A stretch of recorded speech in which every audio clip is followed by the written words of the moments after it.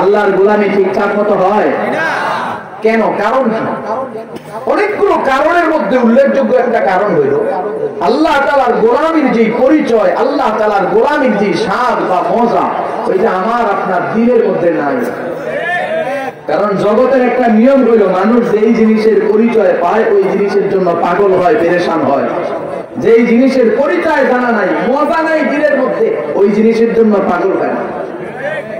কেউ চেয়ারের পাগল, ক্ষমতার পাগল, টাকার পাগল, গাড়ি বাড়ি নারী দুনিয়া, যার যেই পরিচিতি করলে যায় ঢুকছে সে ওটার জন্য পেরেশান হয়েছে।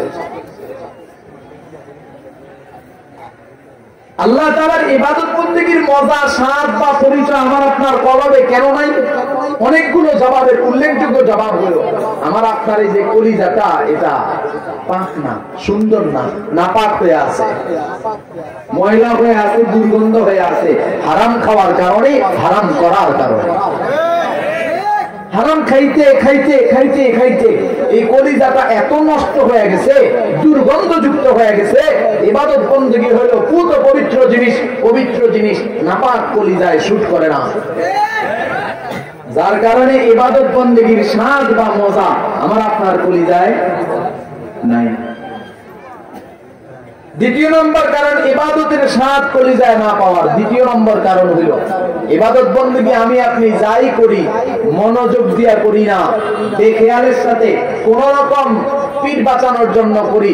নামাজ পড়তে হবে, মুসলমানি টিকায় রাখা দরকার, জুমার নামাজ না পড়লে মানুষে হিন্দু হইতে পারে, এই জন্য 2 রাকাতের হাজিরা দেওয়ার জন্য মসজিদে ঢুকে 2 রাকাত শেষ এমন জোরে বের হয়ে যায় মনে হয় কেউ যেন এতক্ষণ বান্ধিয়ে রাখছিল, এখন সাইডা দিছে তো মুক্ত বাতাসে দৌড়ানোর জন্য পেরেশান হয়ে গেছে।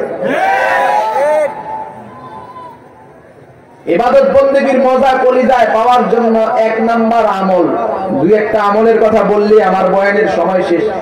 1 নাম্বার আমল, হারাম খাওয়া যাবে না। বলেন 1 নাম্বার আমল কি? হারাম খাওয়া যাবে না। জিন্দেগি চলে যেতে পারে হারাম খাওয়া। মানুষ হারাম কয়েক রকম ভাবে খায়, কেউ হাসতে খেলতে ইচ্ছা করে খায়, কেউ বাধ্য হয়ে খায়, কেউ চাপে পড়ে খায়।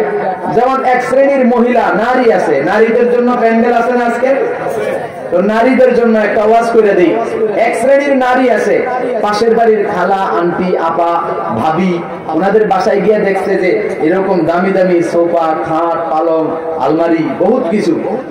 জিজ্ঞাসা করছে, আপা এগুলা কেমনে ম্যানেজ করছেন? আরে আপনার ভাই যে আশা বাতাসা হতাশা নিরাশা সংগঠন আছে না, ওখান থেকে এই টাকা কি বলে সুদে আর কি লেনদেন করছে, উঠাইছে, উঠাইয়া কিস্তিতে এগুলা আইনা এই যে কিনছে, এই ঘর বানাইছে। এখন তার মধ্যে তো সুরসুরি লাগছে, সে বাসায় এসে তার স্বামীরে খোঁচানো শুরু করছে। হ্যাঁ, অমুক বাসায় দেখে আসছে, এই সে, তুমি একটু করলে সমস্যা কি? 1 দিন 2 দিন 3 দিন এইভাবে পেঁচে পড়া পরে বেড়ায় শেষ পর্যন্ত বাধ্য হয় নিজেও সুদের কাতারে নাম লেখাইতে। এরকম আছে না নাই? শোনেন, ওই ঘরের সুখের দরজা বন্ধ। বলেন, ওই ঘরের সুখের দরজা, যেই ঘরের নারী তার স্বামীর হালাল ইনকামের উপরে সন্তুষ্ট না, যেই ঘরের নারী তার স্বামীর হালাল ইনকামের উপরে সন্তুষ্ট না, ওই ঘরের সুখের দরজা কিয়ামত পর্যন্ত বন্ধ। এটা জানা রাখেন, লেখা রাখেন, মনে রাখেন। 1 নাম্বার আমল, জিন্দেগি চলে যাবে, হারাম খাওয়া যাবে না। এমনও হইতে পারে 1 সপ্তাহ পর্যন্ত কিছু খাই নাই, বিছানায় পিঠ লেগে গেছে, আগামীকাল মৃত্যু হইতে পারে, সন্তান সন্ততি বিবি নিয়ে মারাও যাইতে পারি, এমন একটা মুহূর্তও যদি তৈরি হয়, তবু আমি হারাম খাবো না।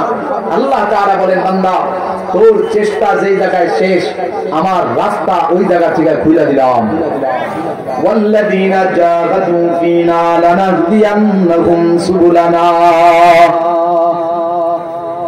চেষ্টা মুজাহাদার দরজা যেই জায়গায় শেষ হয়ে যাবে বান্দা, ওই জায়গা থেকে আমি আল্লাহ তোমার জন্য রাস্তা খুলে দিলাম।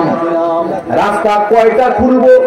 আল্লাহ তাআলা বলেন সাবিলুনের বহুবচন, সুবুলুন একটা দুইটা না না, আল্লাহ রাব্বুল আলামিন বলেন তোর রাস্তা আমি এতগুলা খুলবো যতক্ষণ না পর্যন্ত তোমার অবস্থান পরিবর্তন না হবে, ততক্ষণ পর্যন্ত আমি আল্লাহ তোমার অবস্থান পরিবর্তন হওয়া পর্যন্ত যত রাস্তা লাগে সব রাস্তা আমি খুলে দিলাম।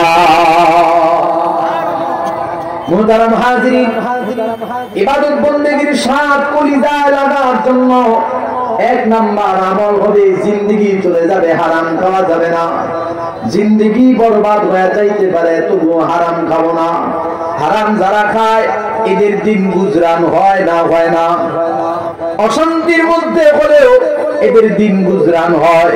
হারামের উপর থাইকা যদি আল্লাহ তারে দিন গুজরান করাইতে পারে, যদিও তার জন্য কিয়ামতের ময়দানে ভয়াবহ শাস্তি অপেক্ষা করতেছি, তাইলে আমি হালাল রাস্তায় থাকলে পরে আমার দিন অতিবাহিত হবে না। আমি আল্লাহর জন্য আমার সব উৎসর্গ করলাম, রব্বুল আলামিন আমার পূর্ণ দায়িত্ব নিয়ে নিবে। আমার জিন্দেগির শুরু থেকে শেষ পর্যন্ত সবকিছু কার জন্য হবে?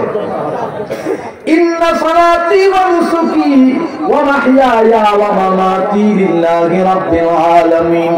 জীবনের শুরু থেকে শেষ পর্যন্ত সবকিছু আল্লাহর জন্য। আল্লাহর উপরে তাওয়াক্কুল করা লাগবে, তাওয়াক্কুল হবে আল্লাহর জন্য। ওয়া আলা রাব্বিহিম ইয়াতাওয়াক্কালুন। মুমিনের বৈশিষ্ট্য বলতে গিয়ে আল্লাহ রাব্বুল আলামিন বলেন জীবনের শুরু থেকে শেষ পর্যন্ত সর্বাবস্থায় আল্লাহ তাআলার উপর তাওয়াক্কুল করে, এটা কোনো মুমিন, এটা কোনো ঈমানদার। দ্বিতীয় নম্বর আমল, আমি আপনি নামাজ পড়ি, আমি আপনি রুকু করি, আমি আপনি সিজদা লাগাই। এই রুকুতে, এই দাঁড়ানোতে, এই সিজদাতে কোনো মজা নাই। সিজদাতেই রুকুতে উঠে যাই, সিজদায় মজা পাইলাম না, রুকুতেও মজা পাইলাম না। দাঁড়ায় যখন কোরআনে কারীম তেলাওয়াত করি অথবা শুনি, তাও দিলের মধ্যে মজা লাগে না। কারণটা